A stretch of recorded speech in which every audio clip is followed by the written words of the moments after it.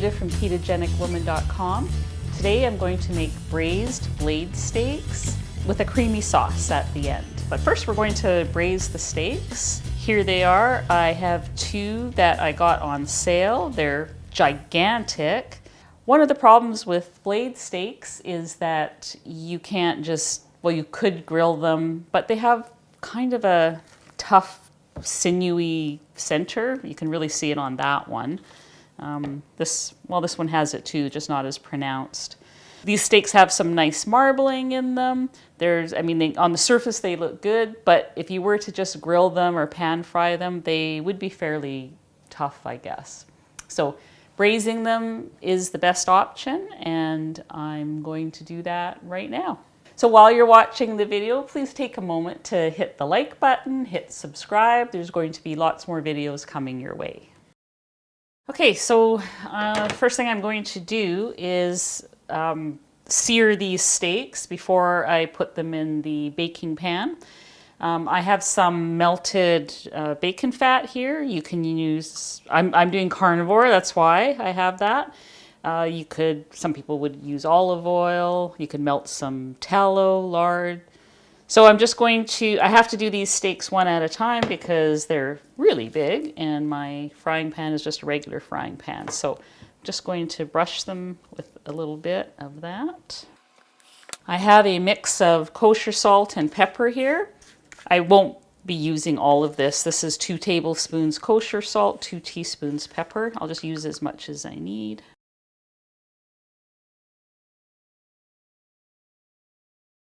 All right, so I'm going to heat this up, get it nice and hot.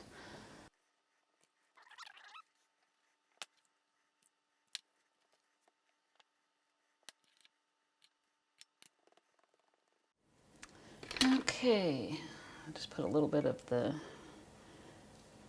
in here. I think that's hot enough. Okay, I'm going to let that sear for a couple of minutes each side, just to get a bit of a crust on it.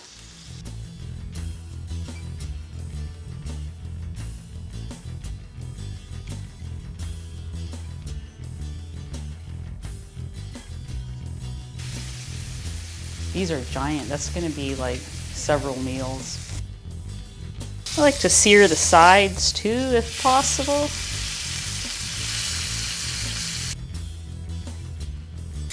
Okay, I am going to say that one is done and move on to the next one.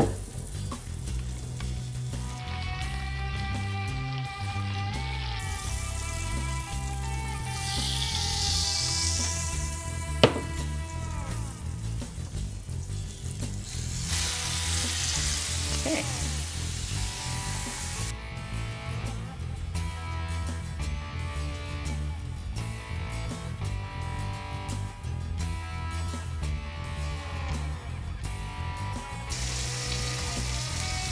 Okay, let's sear the sides.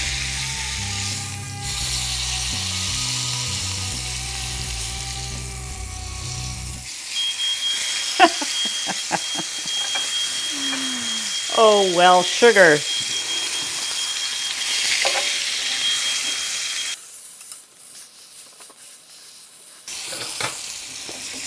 Okay. Now that we've practically set the house on fire, let's get them in the pan. So the next thing is to put in some liquid. I meant to get chicken broth, or sorry, beef broth, but I have chicken broth. It'll work, it'll be fine. Actually, what I'm gonna do, because I think it'll add a little more flavor, is deglaze this pan. And basically that is making use of all these nice brown bits at the bottom. That'll be poured over the steaks.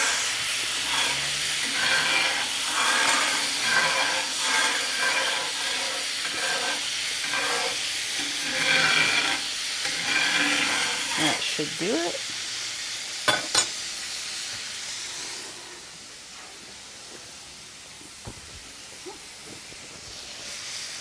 Okay.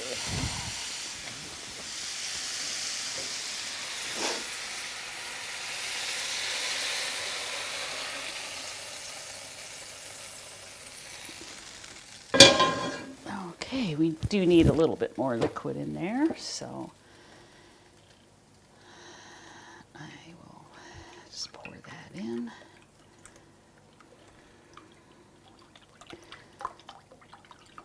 This was about half full when I started, so 450 mils, about 1 cup. Now I'm going to cover that with foil and put it in the oven these are really big steaks. I'm thinking it could be more than an hour, but I'm going to check them after an hour. So we'll start there.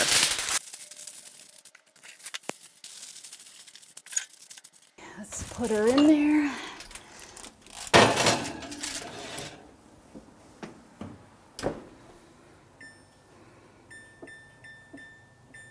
Okay, that's 1 hour. I'll check it. I think it might need more, but we'll see.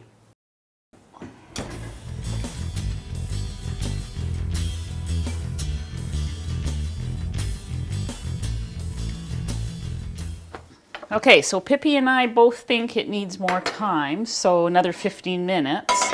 But what I'll do is I'm going to take out some sauce, some of the pan juices I mean, because I'm going to make the sauce with that.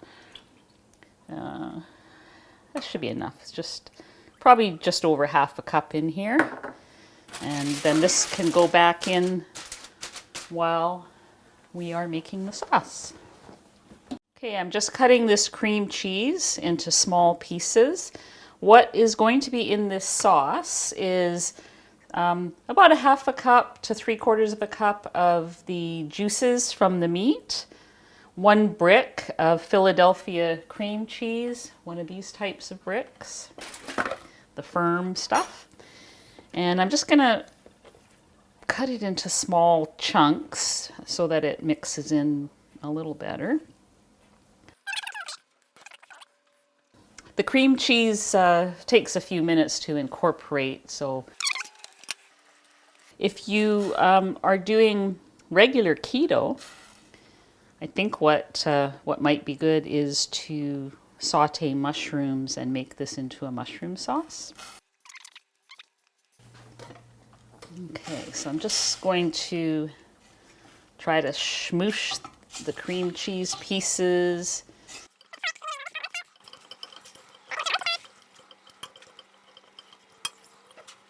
The cream cheese has been sitting on the counter for this past hour or so while we were waiting for the steaks to cook, so it was a little bit softened.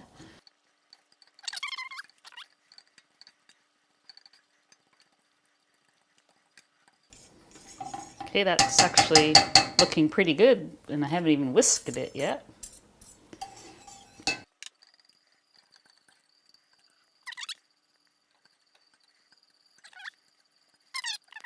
I have 1 cup of heavy cream here. I think that might be a little much, so I'm just going to put some of it in and see where we get.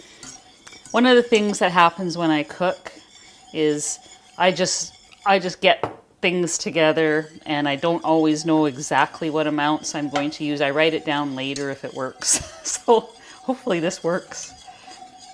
It's actually looking pretty good though. I like the consistency of that. And see if it needs any seasoning. It's actually quite good. And I'm going to take the heat off this and just let it sit until our steak is ready. Okay, that should be done now.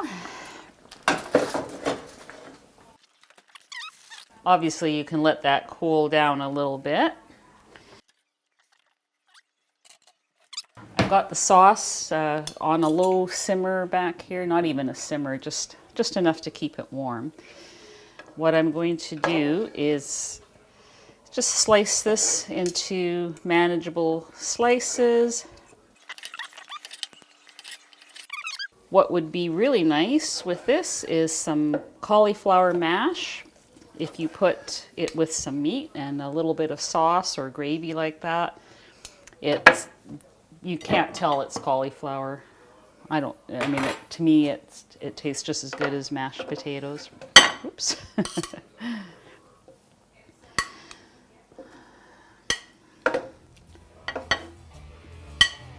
So you could just serve it something like that. And a little bit of sauce. There we go.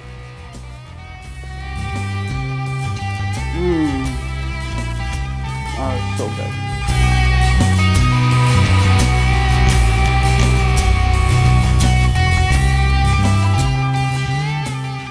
Pippi, come and try. My taste tester. Come here. Would you like to have a little piece? Let Mommy blow it off for you. Sit. Oh, you're such a good little doggy.